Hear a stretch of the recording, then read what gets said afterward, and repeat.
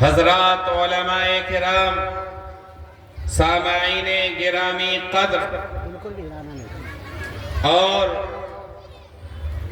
اس مجمع میں تشریف فرما بچوں کے گارجین حضرات اور آج کے بین المکاتب مقابلے میں شرکت کرنے والے طلبہ عزیز، طالبات، سب سے پہلے میں اللہ رب العالمین کا شکر ادا کرتا ہوں کہ اللہ تعالیٰ نے اس علاقے کے غیور علماء کرام کو یہ توفیق عطا فرمائی کہ انہوں نے نسل نو کے مستقبل کو سنوارنے کے لیے انہیں قرآن کریم اور سرور کائنات مدنی آقا جناب محمد الرسول اللہ صلی اللہ علیہ وسلم کی سنت اور سیرت سے واقف کرانے کے لیے آج کی یہ شاندار بزم سجائی ہے۔ میں ان تمام علماء کو مبارکباد پیش کرتا ہوں، ان مکاتب کے ذمہ داروں کو بھی مبارکباد پیش کرتا ہوں جنہوں نے اپنے بچوں کو اور اپنی بچیوں کو اس مقابلے میں شامل کروایا۔ میں اس علاقے سے وابستہ بلند مرتبت عالم دین، مرکزی دارالقضاء امارت شریعہ کے قاضی شریعت حضرت مولانا قاضی و مفتی سہیل اختر قاسمی صاحب کو مبارکباد پیش کرتا ہوں کہ آپ کی سرپرستی میں اتنی خوبصورت بزم سجی ہے اور بچوں نے جو اپنی صلاحیتوں کا نمونہ پیش کیا ہے، واللہ مجھے بے انتہا فرحت و مسرت محسوس ہو رہی ہے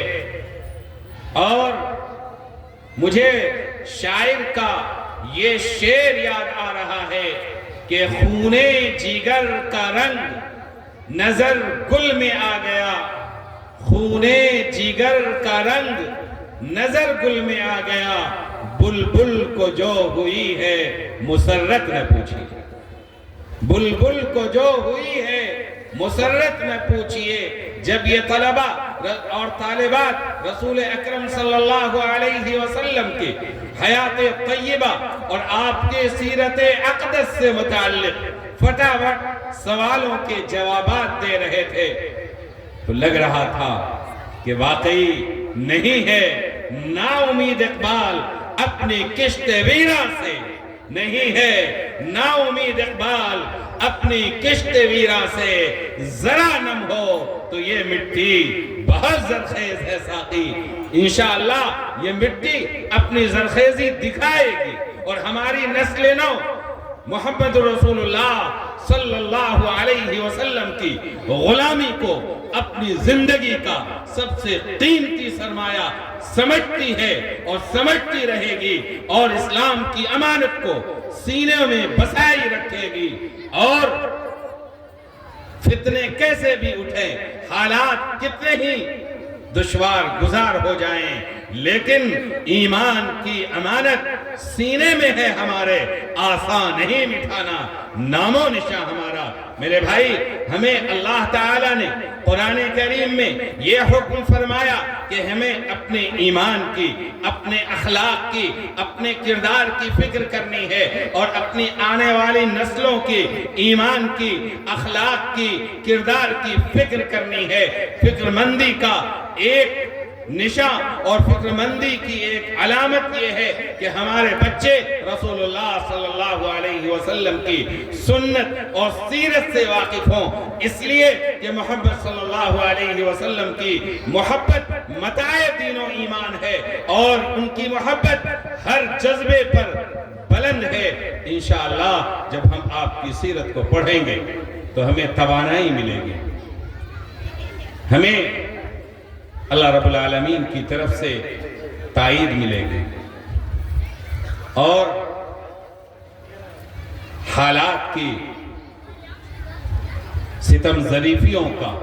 اور حالات کی شدت کی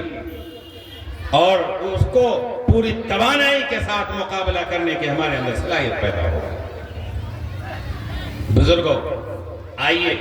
آج کی اس مجلس میں یہ بیان و خطاب کا موقع نہیں بلکہ مجھے صرف تأثر پیش کرنے دیا گیا ہے۔ میں اپنی طرف سے اور international union for Muslim scholar جس کا دوحہ قطر میں ہیڈ کوارٹر ہے، پورے عالم اسلام کے علماء کی تنظیم ہے، اس کی طرف سے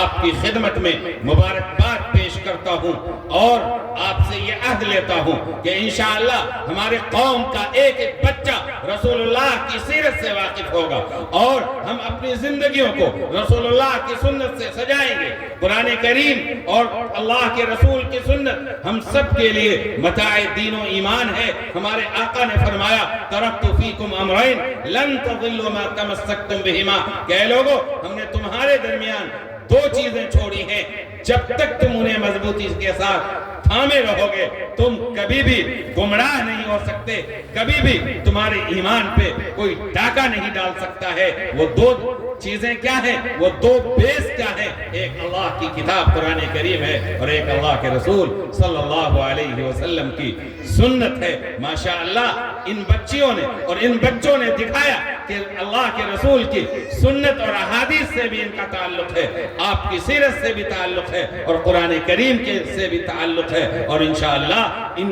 ان کی آئندہ زندگی قرآن کریم کے سائے میں پروان چڑھے گی، اور یہ امت کے جیالے، یہ امت کے بچیاں مستقبل کی امید ہیں۔ اللہ تعالیٰ ان کے مستقبل کو اور درخشاں بنائے، اور جو حضرات اس معاملے میں ان کی توانائیوں کو اور ان کی صلاحیتوں کو فروغ دینے کے لیے جو بھی کوششیں کر رہے ہیں، اللہ تعالیٰ ان کی کوششوں کو کامیابی عطا فرمائے۔ وآخر دعوانا ان الحمدللہ رب العالمین۔